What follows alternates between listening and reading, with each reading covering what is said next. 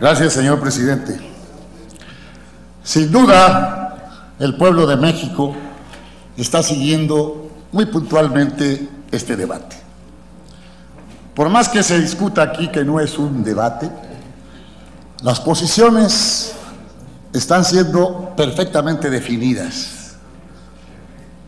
Tenemos un registro de aproximadamente 40 oradores, más los que se acumulen al término del debate en lo general. Cifras y estadísticas se han escuchado y se seguirán escuchando durante todo el resto del día. Pero ¿qué es lo que quiere escuchar el ciudadano común? ¿Qué es lo que quiere escuchar el ama de casa, el trabajador, el obrero, el maestro en el aula, el vendedor ambulante, el estudiante universitario, el egresado de la universidad que no encuentra trabajo,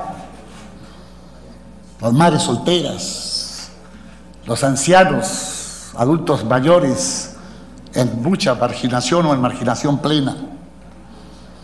Sí hay un gran debate por la reforma energética, como ha habido otros de reformas anteriores.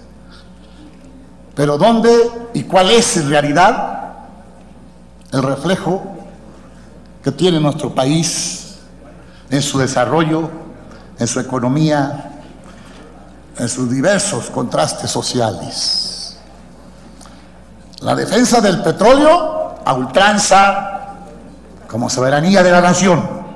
Sin duda, el petróleo deberá seguir siendo de la nación, porque así se ha establecido y así va a estar consagrado en esta reforma. Las diferentes fuerzas políticas han presentado sus propuestas de reforma. Todas coinciden y coincidimos en que debe darse. En lo que no coincidimos está en los alcances, en la forma o en el fondo.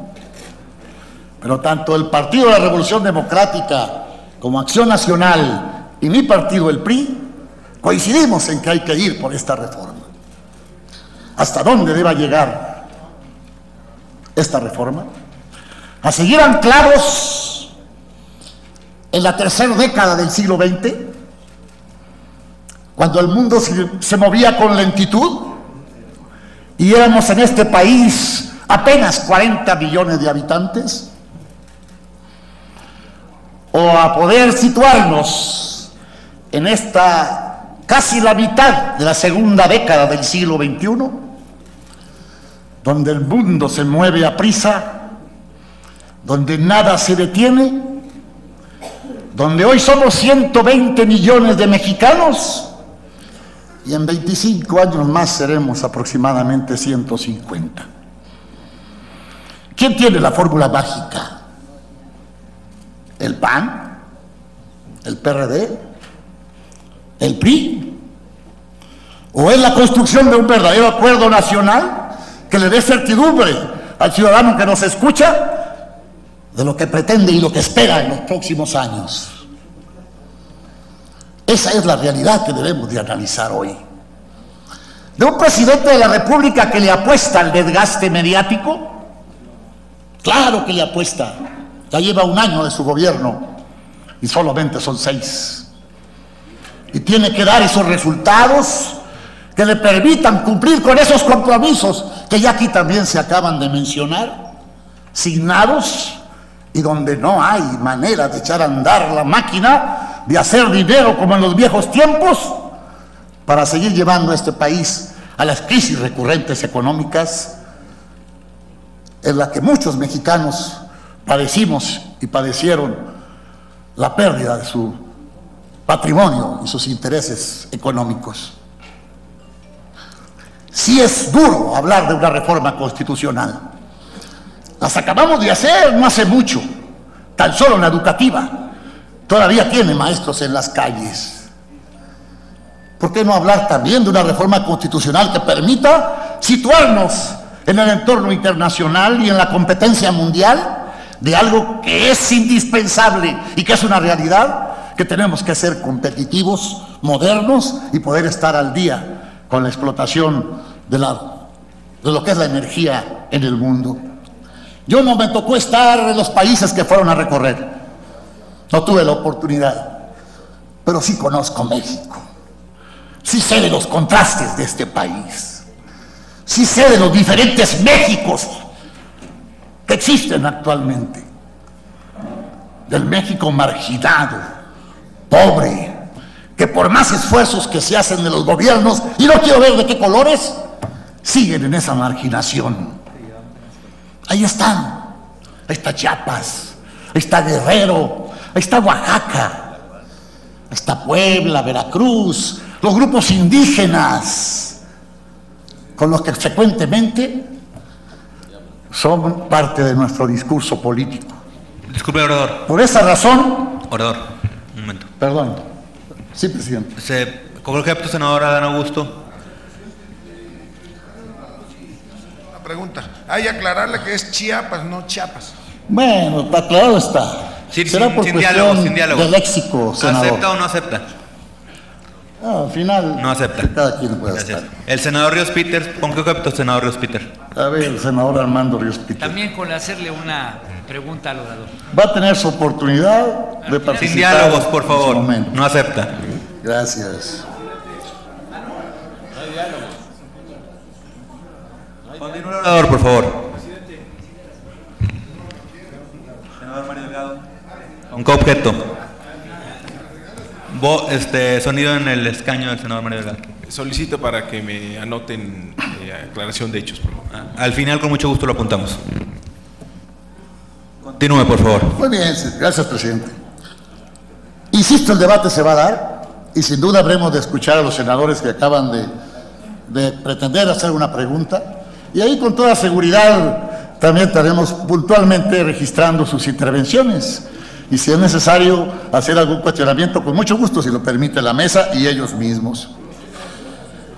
Mantener a este país anclado y no dar los pasos que nos lleven verdaderamente a transformarlo, para mí eso sí sería verdaderamente una traición a la patria. No poder entender lo que hoy vivimos y pretender creer que el país habrá de caminar solo, como dicen para mi pueblo, por obra y gracia del Espíritu Santo, pues también es muy complicado. Creo que aquí va a ser clave y fundamental los acuerdos que podamos conseguir. Se pueden decir medias verdades o verdades completas o medias mentiras. Que si los trabajadores de Pemex van a sufrir por esta reforma, se ha dicho y se precisa que no tendrán menoscabo de sus derechos y prestaciones. Que si el petróleo se va a vender al extranjero y se va a usufructuar el patrimonio de la nación, también se ha dicho aquí que será rectoría del Estado lo que mandate el artículo 27 y los convenios serán perfectamente revisados. Que la corrupción y la malversación de los acuerdos pudiera ser, también se está trabajando para construir una ley de anticorrupción que nos pueda llevar a la certidumbre de que todo se dé dentro del marco normativo y jurídicamente legal. Y bueno, al final, insisto, está lo que el país y lo que el pueblo quiere: resultados, reformas que lleguen al bolsillo de los ciudadanos. ¿Cuántas universidades públicas en este país están dejando de registrar estudiantes por falta de presupuesto? ¿Cuántos de nuestros cerebros estudiantiles que egresan de sus licenciaturas, maestrías o doctorados no pueden tener la posibilidad de un empleo en México y tienen que ser prácticamente comprados por otras naciones para ya dar los frutos que aquí en México no le pudimos dar? ¿Cómo poder decir que hay que crecer en ciencia y tecnología si no somos capaces de destinar el presupuesto suficiente, porque lamentablemente no tenemos el suficiente? Entonces, esto y más está a debate. Por esa razón, vale la pena lo que estamos haciendo hoy para bien de la nación, y vale la pena este debate, vale la pena que estemos así, coincidiendo y no, y muchas veces arrebatándonos la palabra, y muchas veces cuestionando la intervención de un senador. Claro que hay posiciones contrapuestas. Pero ese es el debate. Al final tiene que haber una decisión, por supuesto, tiene que haber una votación. Y esta, y en todas las democracias del mundo, se da en función de quien tiene la mayoría de los votos. No hay otra. Ese es el reflejo democrático y a eso le vamos a apostar.